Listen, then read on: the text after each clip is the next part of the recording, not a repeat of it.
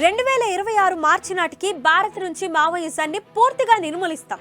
గత ఆగస్టు 24న ఛత్తీస్గఢ్ పర్యటనలో కేంద్ర హోంమంత్రి అమిత్ షా చేసిన వ్యాఖ్యలివి. అందుకు తగ్గట్టుగానే పోలీసులు తమ తుపాకీలకు పని చెబుతున్నారు. వరుస ఎన్కౌంటర్లలో మావోయిస్టులు కీలక నేతలను కాల్చి చంపుతున్నారు. అప్పుడు జగన్, లచ్చన్న, ఇప్పుడు భద్రు, ఇలా ఒకరి తర్వాత ఒకరు పోలీసులు బుల్లెట్లకు నేల కొరుగుతున్నారు. జరుగుతున్న పరిణామాలు చూస్తుంటే అమిత్ షా తన లక్ష్యాన్ని నెరవేర్చుకుంటారన్న విశ్లేషణలు వినిపిస్తున్నాయి. అయితే నిజంగా మావోయిస్టు రహిత దేశాన్ని చూడడం సాధ్యమేనా? చరిత్ర ఏం చెబుతోంది? నిజానికి 2024 ప్రారంభం నుంచి వరుస ఎన్కౌంటర్లతో ఛత్తీస్గఢ్, మహారాష్ట్ర, తెలంగాణ సరిహద్దు అడవులు దద్దరిల్లుతున్నాయి. తాజాగా తెలంగాణలో మావోయిస్టులకు భారీ ఎదురు దెబ్బ తగిలింది. ఏటూరు నాగారం మండలం ఏజెన్సీ అడవుల్లో భారీ ఎన్కౌంటర్ జరిగింది. ఈ ఘటనతో ములుగు జిల్లా ఏటూరు నాగారం ఏజెన్సీ ప్రాంతం ఒక్కసారిగా ఉలిక్కిపడింది. ఏటూరు నాగారం మండలం చెల్పాక అడవిలో పూలకొమ్మ గొత్తికాయగూడెం శివారు ప్రాంతంలో పోలీసులు, మావోయిస్టుల మధ్య జరిగిన ఎదురుకాల్పుల్లో 7 మావోయిస్టులు మృతి చెందారు. మృతుల్లో కీలక నేతలు యాక్షన్ టీం కమాండర్ భద్రు ఉన్నాడు. భద్రుపై 20 లక్షల రివార్డు ఉంది. ఛత్తీస్గఢ్ రాష్ట్రంలోని అడవుల్లో వరుస భారీ ఎన్కౌంటర్ల తర్వాత మావోయిస్టులు తెలంగాణ వైపు వస్తున్నారని తెలంగాణ పోలీసులు అప్రమత్తమయ్యారు.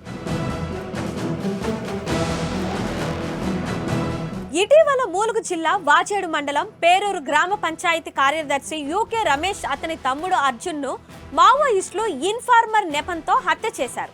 ఈ ఘటన అనంతరం పోలీసులు అప్రమత్తమయ్యారు. కూంబింగ్ నిర్వహిస్తున్న గ్రే హౌండ్స్ పోలీసులకు మావోయిస్టులు ఏటూరు నాగారం మండలం చెల్పాక వద్ద అటవీ ప్రాంతంలో ఎదురుపడ్డారు.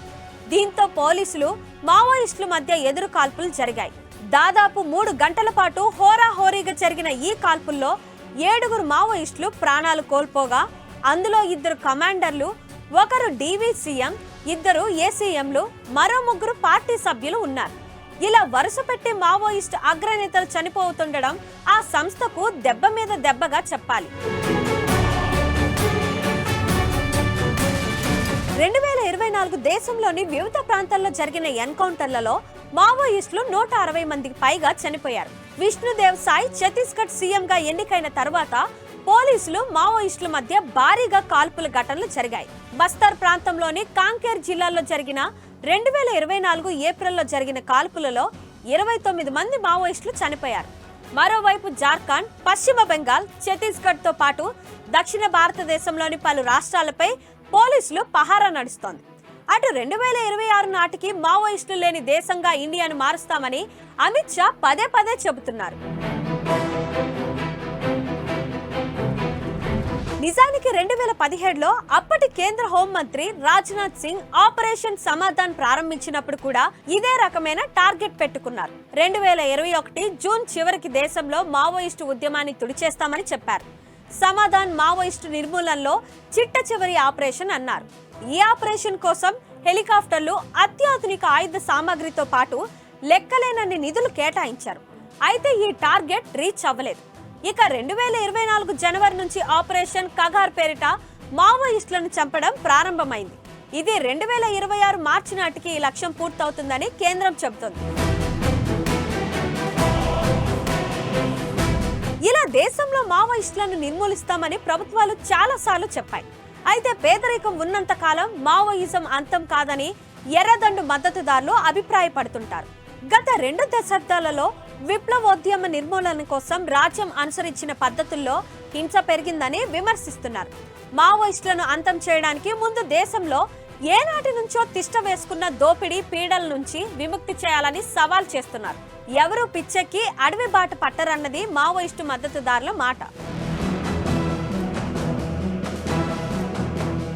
మరోవైపు పోలీసులు జరుపుతున్న కాల్పుల్లో మావోయిస్టులతో పాటు అడవుల్లో ఉండే స్థానిక గిరిజనులు కూడా ఉంటారన్నది ఆ సంస్థ ప్రధాన వాదన. అమాయక దళిత, గిరిజనుల ప్రాణాలు తీసేస్తున్నారని మావోయిస్టులు ఆరోపిస్తున్నారు. మరోవైపు పోలీసులు మాత్రం ఈ విషయాన్ని ఖండిస్తున్నారు. నిజానికి ఇంతగా హింస పెరిగిపోయాక, అదొక యుద్ధ రూపం తీసుకున్నాక అందులోని సత్యాలను అన్వేషించడం చాలా కష్టమైన పనే అవుతుంది. పచ్చని అడవులు ఎరుపెక్కడం వెనుక కారణాలు ఎన్నైనా ఉండొచ్చు. అవి ఏవైనా కావచ్చు. అయితే ఈ స్థాయిలో హింస మంచిది కాదన్న అభిప్రాయాలు మానవ హక్కుల సంఘాల నుంచే వ్యక్తమవుతున్నాయి. మరిన్ని వీడియోస్ కోసం ఛానల్ ని సబ్స్క్రైబ్ చేయండి. లేటెస్ట్ అప్డేట్స్ కోసం వాట్సాప్ ఛానల్ ని ఫాలో అవ్వండి. ఆ లింక్ డిస్క్రిప్షన్ లో ఉంది.